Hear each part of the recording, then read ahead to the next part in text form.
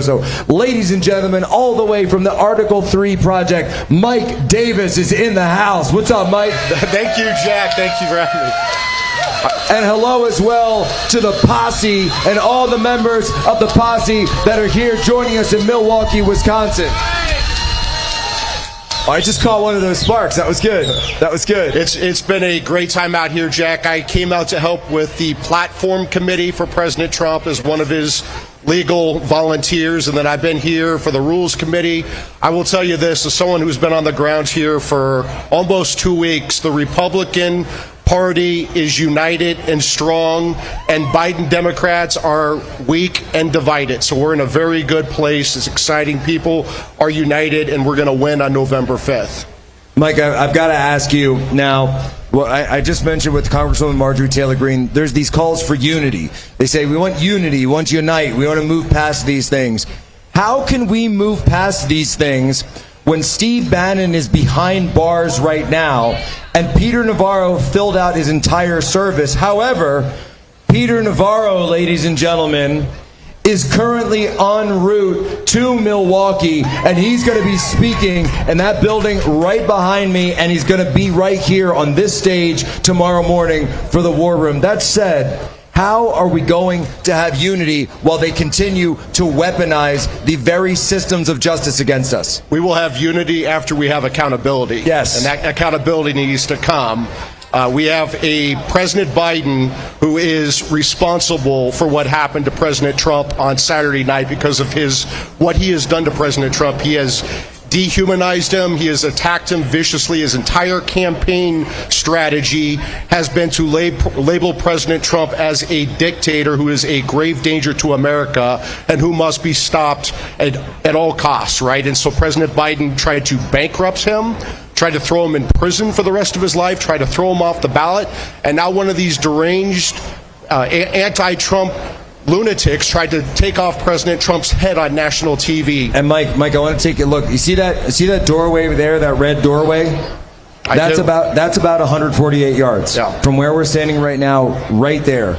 In the military, they would call that a boot camp shot. That is not a hard shot off iron rails. That is not a hard shot. And the security protocols that were wasted here, we talked about the two-tier system of justice. Well, now it turns out we've got a two-tier system of security as well. And look, people have been very well here. The Secret Service is here guarding the RNC. My issue isn't with them. My issue is with the people at the very top. That's exactly. The Secret Service is doing a fantastic job here at the RNC, along with law enforcement all across the country who are here making sure that this is safe. But there was a breakdown on Saturday, and the Biden Secret Service director is not taking responsibility for that breakdown. When she's saying it's unsafe for her agents to be on a roof where there's a sniper ready to take off the former president's head on national TV, she needs to lose her job, right? This is totally unacceptable what she's doing.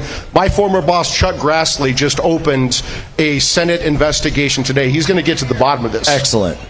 Look, folks, I'll tell you right now, from my perspective, the head of the... And folks, let's get a little crowd interaction. Let's get a little crowd interaction, folks. Now, some people say that the Secret Service head should resign. I'm willing to go one further. I say she should be under investigation, and if it's found that there was criminal negligence, she should be behind bars.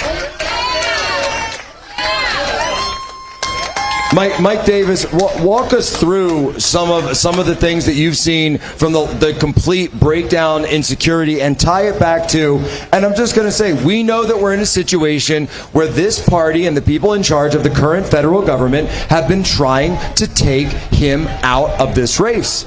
Yeah, I mean, it's unacceptable what happened on Saturday night. You have a sniper on a roof with a direct view of the former president and future president, and the crowd is notifying law enforcement, and they don't get President Trump off the stage. He's up there for 25 minutes. They see his weapon for almost a minute and a half, and they don't get the president of the United States off the stage. There's just something very wrong with what happens. Typical security protocol, standard operating procedure for any executive protection. way below the president of the United States or a former president or a current candidate, would always say, when you see, I'm not even going to say it here because I'm on a loudspeaker, but when you say that GUN, when that call goes out, you immediately take your, there's Vivek, there he is, best political speech of the night, best political speech. But that woman from New York, very personal. We'll get him up later. We'll get him up. Good to see you, man.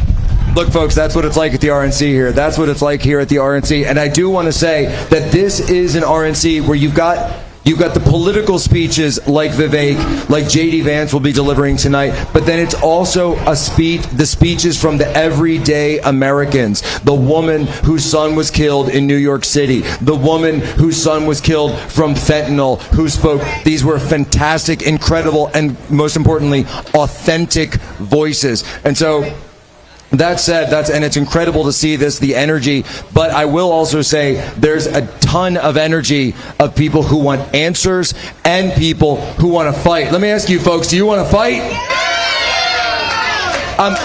I'm seeing a few Texas flags here.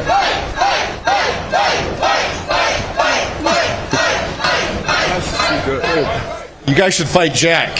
Whoa. No, I will always say, I always say, even though I'm from Pennsylvania originally, that I love the Texas flag. You know what? I have a special love for the Texas flag, because when you look at the white and the red, the Texas flag has the flag of Poland inside it. Just the white and the red. So I always look at it, I'm like, am I in Poland? And then I see the star. But I will say this about Texas and about the great state of Texas is that Texas is the state that understands it is the states that created the federal government, not the other way around. And Texas is the one that says, we understand that the Constitution is a contract.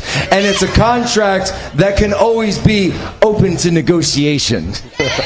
And I've always loved that. I always love that about Texas. It's an incredible thing. Mike Davis, that's the spirit that we need. We need the spirit of Texas to, I would say, infect the Republican Party. And I feel like it has that spirit of fighting back. Yeah, I would say this. This is very much President Trump's Republican Party. And he solidified that at this convention. This is his platform. These are his people. These are not your typical Republicans of the past. These are real Americans from real America who are coming out here to try to take back our country from the left who's trying to destroy it. Let me ask you folks, are you enjoying your new Republican Party?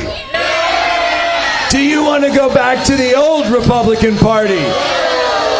Are you ready to see J.D. Vance's speech tonight?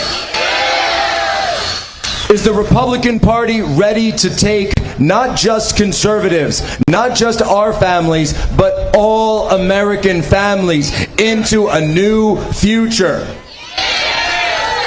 I'm telling you, I'm loving it. Are you guys having a good time here in Milwaukee? Are you glad it's not as hot as yesterday? I'm not going to say it. Folks, we got a short break. We'll be right back. We've got to do some of this audience back and forth. Mike Davis, Article 3. Can you hang? Of course I can. All right. Producer, we'll do it live, folks. We'll do it live here, Milwaukee, Wisconsin. Short break.